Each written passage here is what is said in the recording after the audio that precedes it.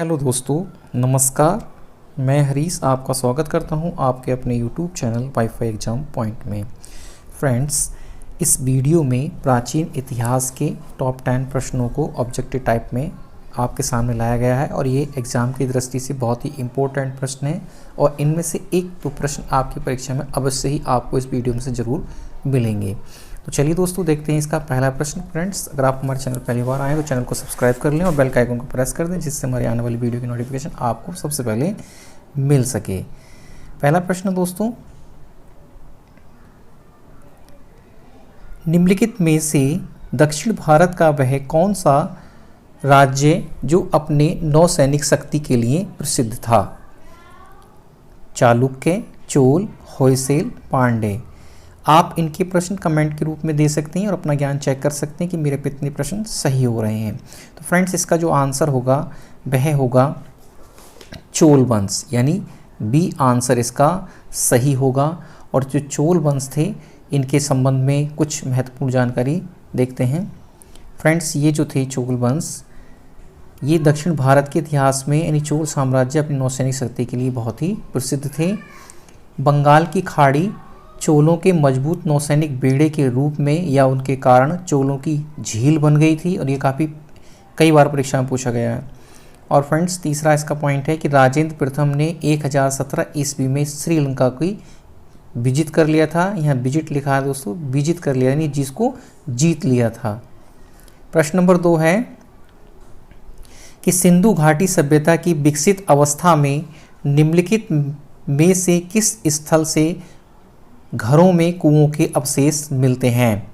तो दोस्तों, हड़प्पा, कालीबंगा, लोथल, मोहनजोदड़ो।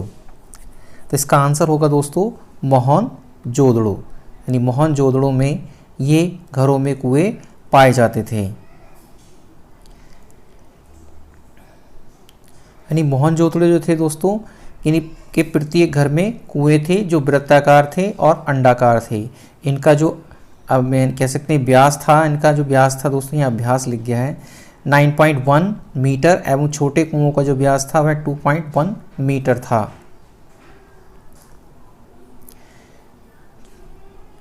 चौथा प्रश्न है कि त्रिरत्न सिद्धांत, सम्यक धारणा, सम्यक चरित्र, सम्यक ज्ञान किस धर्म की महिमा है? तो फ्रेंड्स, ये जो महिमा है वह है जैन धर्म की। इसका आंसर सही होगा बी।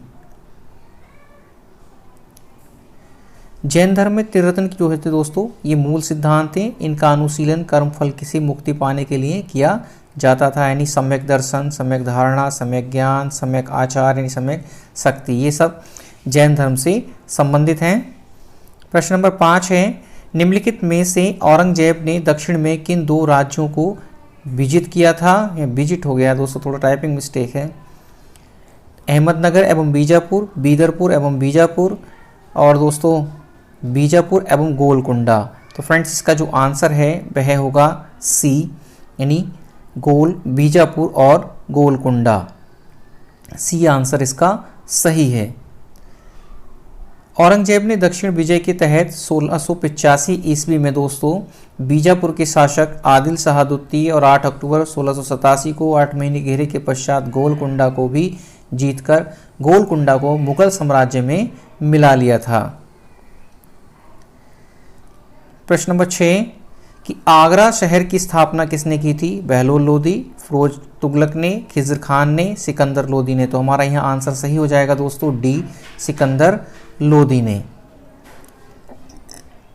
सिकंदर लोदी ने 1504 है, 1504 ईस्वी में आगरा की नगर की नींव डाली थी और इसे अपनी राजधानी बनाया था। और सिकंदर लोदी ने इटावा, वयाना, ग्वालियर एवं धौलपुर रियासतों पर नियंत्रण करने के उद्देश्य से इस नगर को बसाया था।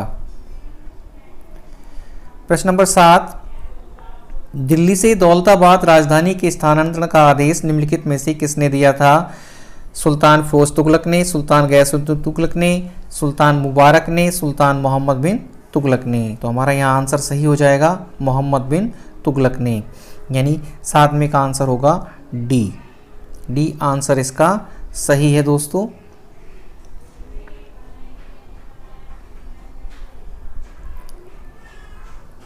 मोहम्मद बिन तुगलक ने 1327 से 28 में अपनी राजधानी का स्थानांतरण दिल्ली से देवगिरी को किया था, जिसका बाद में नाम दौलताबाद रखा था। और इस परिवर्तन का उद्देश्य मंगोल आक्रमण से सुरक्षा एवं दौलताबाद था का देश के बीचों बीच स्थित होना था, उससे पुनः दिल्ली को 1335 ईस्वी में अपनी राजधानी बनाया था।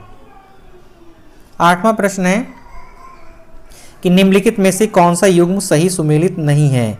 बाज बहादुर मालवा, कुतुब शाह गोलकुंडा, सुल्तान मुजफ्फर शाह गुजरात, यूसुफ आदिल शाह अहमदनगर।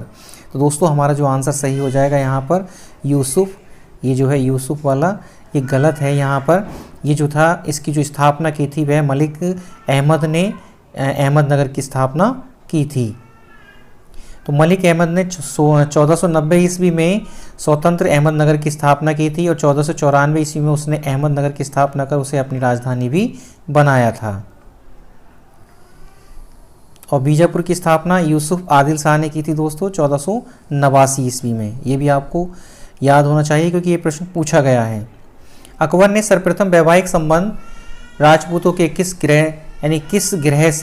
घर से किए थे?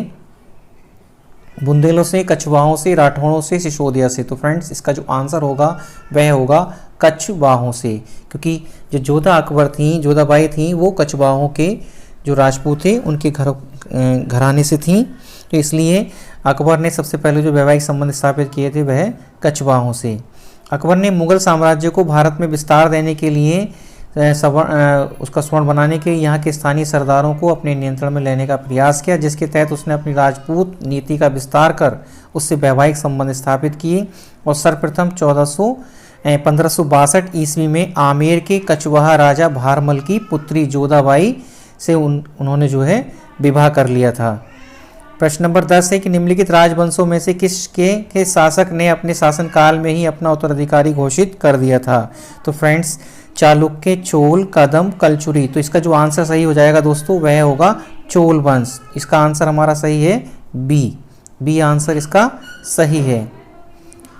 इसके देखते हैं दोस्तों कि चोल जो प्रशासन था सर्वाधिक महत्वपूर्ण एवं पद उसमें राजा का होता था, और चोलकालीन शासन व्यवस्था जो थी राजतंत्रात्मक थी दोस्तों। राजा का पद वंशानुगत पद्धति से था और राजा के लिए मंत्री परिषद की व्यवस्था की गई थी। राजकीय आदेश को क्रियान्वित जो करने वाला अधिकारी था उसको औलो नाम से अति विशिष्ट अधिकारी किया करता था, और राजा के प्रधान सचिव को औले नायकम कहा जाता था।